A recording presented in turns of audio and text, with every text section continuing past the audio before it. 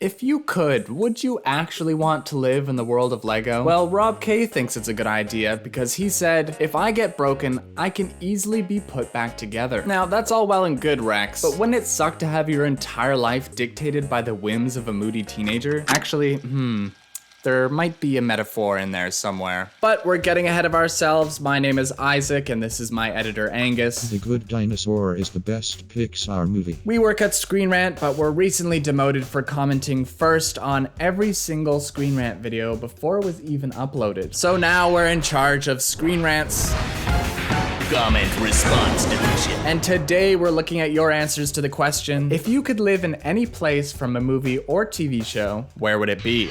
All right. Neerot the Wanderer says, home, the KND treehouse. All other answers for homes are incorrect. Now, this took us a second to remember, but we eventually realized you were talking about the Kids Next Door treehouse. Codename The Kids Next Door was a favorite cartoon of ours growing up, and watching clips on YouTube for this episode was an intense hit of nostalgia. Did anyone else used to play that game on CartoonNetwork.com? We never were able to beat that. Megna says, the high ground, Star Wars. I have the high ground! Where would you go if you could only go somewhere that has become a meme? Our picks are the vaguely European city where this guy is checking out this woman, the desert from Darude's Sandstorm, and listening to the tale of Darth Plagueis the Wise. I don't know, what do you guys think? Kevin says, Pee-wee's house and Pee-wee's Big Adventure. Pee-wee's house does look pretty awesome, but it also looks incredibly stressful. If I were trying to make breakfast using my elaborate Rube Goldberg machine, I'd be concerned about accidentally triggering the Rube Goldberg machine that turns on the furnace, or the one that calls the fire department or something like that. This is also my fear about Wallace and Gromit's house. I'm pretty much just afraid of just elaborate contraptions. Luckily, Wallace and Gromit aren't real, and that British inventor who haunts my home is just a figment of my imagination, right? Hello, Governor! Mr. Cheese says, the Fast and Furious universe. Fast cars, and I could do things that aren't physically possible. I know, we mention Fast and Furious in every episode, but we thought this would be a good opportunity to talk about our top 5 fun and impossible Fast and Furious stunts. You know, to try if I ever end up in that universe. Number 5, the perfect Tokyo drift, complete with parting pedestrians. Number 4, The Rock holding a helicopter hostage with his muscles in Hobbs and Shaw. Number 3, Vin Diesel literally just flying. Number 2, that sick building jump from Furious 7. And number 1, pulling the vault through the streets of Brazil in Fast 5. But this list really makes you wonder, what if you weren't one of the main characters? If you aren't one of these 10 or so super-powered car thieves, life in the Fast and Furious universe is probably pretty stressful. Like, imagine trying to get to work in Rio. Another day, another traffic jam, that's what I always say. Gonna move on, people. Gonna be late for work here. Is that a car dragging a safe? What in the hell's Uh-oh. Shishira says, how to train your dragon. Who doesn't want to be a dragon rider? I think it's important to consider factors like the lack of indoor plumbing in this choice, but these movies make dragon riding look like a lot of fun. So it might be worth the sacrifice. Juan says, my wife wants the Cullens house from Twilight series. I want the Jello house from Cloudy with a Chance of Meatballs. First of all, Juan, we think it's very sweet that the two of you share a YouTube account and collaborated on this answer. And secondly, we think a compromise on this issue is entirely possible. Could the two of you handle living in a house full of emo immortal teenagers if that house was made of Jello? We think you can make this work. Babe, come on, it's just a game. No one is safe says, so none of y'all want to go to Tom and Jerry crib or Phineas and Ferb crib? Hey, what's up? It's Tom. Welcome to my crib. This is my kitchen. That's where that mouse terrorizes me with the hammer. Ha ha ha. Yesterday he crushed me between these two doors and I walked around like an accordion. Waza says, I would live in the world of Ready Player One. I mean, who doesn't want the Oasis to be real? Now, I'd be lying if I said I didn't want to play the race level of the Oasis, but part of Ready Player One's story is that the Oasis is such a good video game, it has prevented people from realizing they're living in a dystopia. Wade Watts, the main character of the film, lives in extreme poverty, but he's He's placated by a video game that he spends all of his time in. And the way the Oasis is able to combine so many beloved characters from our past in one game reminds us of the way certain companies are able to get away with building their empires. No one really likes a huge mega corporation, but what if that mega corporation could allow our favorite superheroes to meet one another? Ready Player One hints at the same idea. Human life has gotten worse, but entertainment only continues to get better. Went a little off topic there, but we mean no judgment. Video games can be a valuable escape when things are stressful. We've definitely played our fair share in the past 6 months.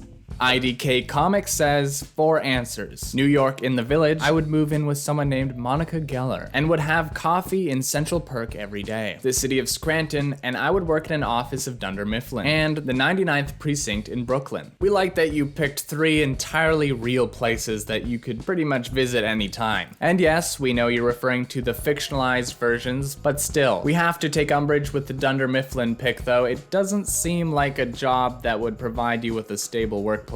I mean, imagine trying to do the boring work you do at a paper company while an episode of The Office is being enacted right in front of you, and a documentary crew's constantly pulling you away from your desk to do funny interviews. Tristan says the Island of Sodor, talking trains everywhere you turn. Sounds awesome. So we had to Google Island of Sodor, and eventually we figured out that the island is from Thomas the Tank Engine. What was not helpful in this journey of knowledge was the Island of Sodor Wikipedia page, which is excessively detailed and chronicles the entire fictional history of the island, while barely mentioning Thomas and the other talking trains. In fact, you could read most of the page and have no idea that the island is a setting for a series of children's books about talking trains. I'm sorry. Anyway, personally, I would be very afraid of the trains and would feel very uncomfortable riding in them. But I guess I'm being a real Diesel 10 about things. Diesel 10 is the bad train. Mateo says Canada. Everyone knows that Ryan George from Pitch Meeting created it. Unfortunately, Mateo, this is untrue, but a little known fact is that Ryan George is Canada's Prime Minister, and during his tenure, he actually legalized being tight, which, another little known fact, was illegal in Canada until 2018. Looks like it's time for Commenter of the Week. This week we're giving out the Lifetime Comment Achievement Award to one commenter who's always excited about our videos. That's right, you know them, you love them. It's GingerCat59 coming up here. There you go. Thank you, GingerCat, for always being there and supporting us. Please keep your speech short. We will play you off. We will play you off. Anuj says, the Great Gatsby mentioned, Titanic ship would be good experience, the House of I'm Legend. To be honest, Anuj, we don't understand these choices at all. I guess if you were on the upper decks of the Titanic, it would be fun. No caviar from me, thanks. Never did like it much. But it would be sort of like a short-term sort of fun. And the I Am Legend house would also put you in serious mortal danger, and it wouldn't even have fancy parties to liven it up. The Great Gatsby mansion looks awesome, but we worry it would expose the empty excess of the Jazz Age and fill you with existential ennui. Those parties do look pretty sick though, so you know what? That'll probably have to be our pick too. Tyrant says, anywhere in the world of the Naked Gun trilogy. It might be fun to live in a world where everything you do is part of an elaborate visual gag, but I'd be worried about my body in a universe full of such constant slapstick antics. Fiona says, to be completely honest, the Hunger Games arena. I just want to see how far I can make it. I guess we understand, but in our opinion, the consequences for losing that game seem a bit harsh. Luckily for you, an entire genre of video games has cropped up that might help you simulate that feeling. In fact, every new video game is now in this style. There's even going to be a Mario one. And finally, the answer we agree with the most. John says, the Xavier School for the Gifted. There's always something going on, and I don't think every day would be the same with all the powers and learning under the mansion roof. Almost every piece of X-Men media has made me think this, and even the worst X-Men stories still make me want to visit the mansion. It's the ultimate summer camp, where everyone's identity is externalized into awesome superpowers, and they are able to foster those powers and identities in a supportive environment. Hogwarts was a very popular answer in this comment section, but for us, Xavier's School for the Gifted Youngsters is the way to go.